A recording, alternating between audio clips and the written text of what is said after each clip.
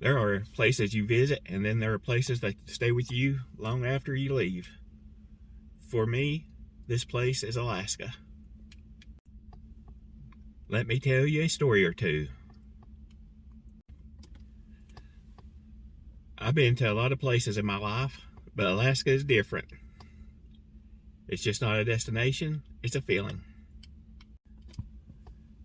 The last 3 summers, me and my wife, we've been to Alaska. We usually spend anywhere from average around 10 days in the summertime in Alaska. If you've never been there, it's definitely a place that you need to check out at least once in your lifetime. And if you ever get a chance to visit Alaska, it's an experience, especially if you love the outdoors and nature and quiet.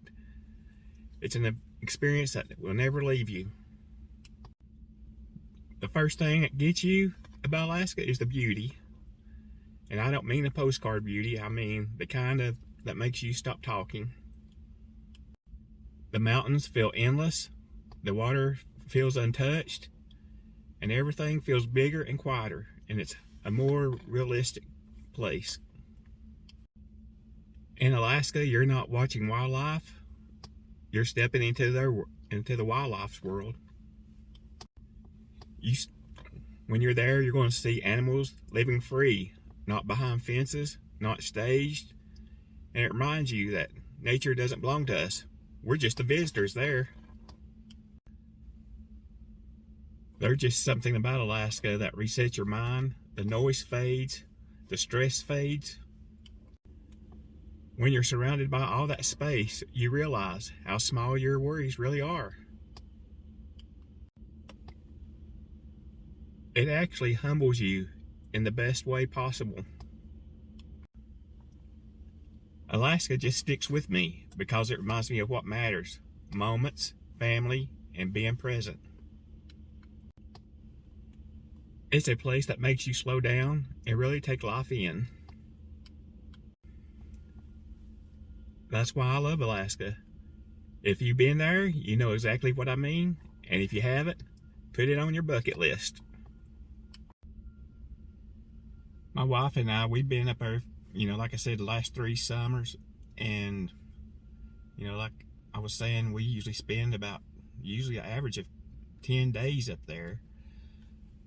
We go up there during the summertime to escape the heat in Tennessee in late June, early July, mid-July. There's just something about Alaska, just being honest with you, there's just something about it once you experience it, once you're out there. I've never thought we'd get to see the animals that we've seen, the wildlife up there when we're there. I've seen grizzly bear, I've seen moose, I've seen eagles. Every time you go up there, you can see anywhere from 30 to 50 eagles easy, and you get to see them go down and get the fish out of the water, take it to the bank and eat it. Whales. First time we went up there, we actually seen whales breach, and they was actually feeding, and it's called bubble net feeding, where one whale go down to the bottom, circle around, bring all the fish back up out of the water, and then the rest of the whales will come up out of the water to eat the fish. It's I never did think we'd get to experience Alaska like that. I knew it was going to be beautiful, but as far as experiencing the wildlife like that, I never did think we would get to. And it just seems like every time we go up there, it's a new adventure. It's just beautiful up there. I wish my words could describe it better. It's one of those places that you just have to go to be there, to see it for yourself. I honestly think if there's one place that you want to go in your lifetime, one adventure, you need to experience Alaska at least one time. Because like I said, every time we go up there, it's something new.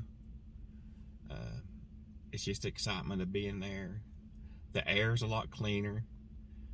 I think the warmest, the times we've been up there, the warmest it's been was around 70 degrees. And you know, 1 minute it could be 70, 75 degrees. You turn around, next day it might be 40 and raining. But usually, you know, most time it's beautiful weather up there during that time of year. Glaciers, beautiful glaciers. If you've never seen a glacier live or in person, you really need to experience that also. It's not cheap up there by no means. I mean, the food's a little bit expensive. I looked around, gas prices was not too bad. Last year I rented a car for 3 days in the summertime. It was the tourist season up there. It was a little bit expensive for 3 days, but we wanted to get out and go places and experience stuff, you know, on our own. I would do it again in a heartbeat. In fact, me and my wife, we've actually talked about moving up there. We would probably end up moving up there, but there's some things, well, we just can't leave. And for one, our grandkids are here, and our kids are here, and both of our parents are still alive, so we can't leave them. But if we didn't have our kids or grandkids, I can promise you, we would be up there in a heartbeat. That's just how beautiful it is. Like I said, I wish you could experience it for yourself. Especially if you love nature, outdoors, and quiet. It's just beautiful. And I'm hoping to get to go back. I don't know if I'll get to go back this summer because my wife's going to have some surgery done after school. She's a school teacher, and she's putting it off until school lets out.